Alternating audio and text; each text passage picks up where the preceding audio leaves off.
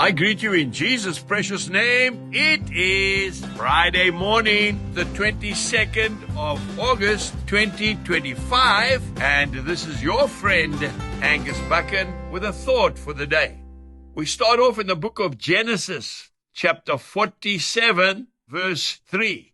Then Pharaoh said to his brothers, Joseph's brothers, "What is your occupation?"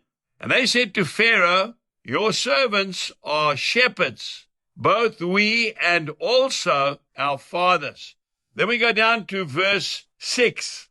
"And if you know any competent men among you, then make them chief herdsmen over my livestock." We need to not despise our occupation or our profession. If you're a doctor, be the best doctor you can for Jesus. You know, I've heard of doctors that have gone into rural areas where people are struggling with their eyes, and all it is cataracts. They take those cataracts out of the eyes. Apparently, it's not a major operation, and all of a sudden, people who were basically blind can see. I want to tell you, that is a sermon that has got more power and impact than any preaching I've ever heard. The people just want to know, who is your God? Because we want to serve him. Use your occupation or your profession for the advantage of telling people about Jesus. I want to tell you about an old gentleman who is one of my best friends. He lives in Zambia. His name is Brian Oldreeves.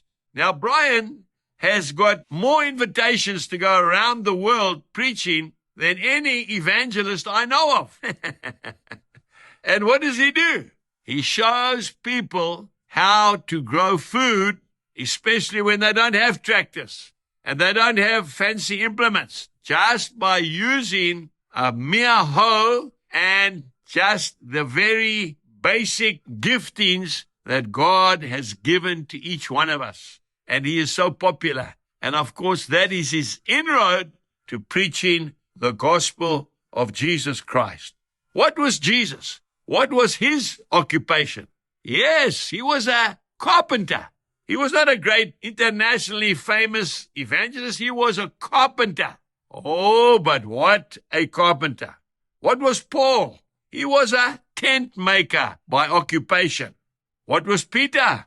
Peter was a fisherman by trade.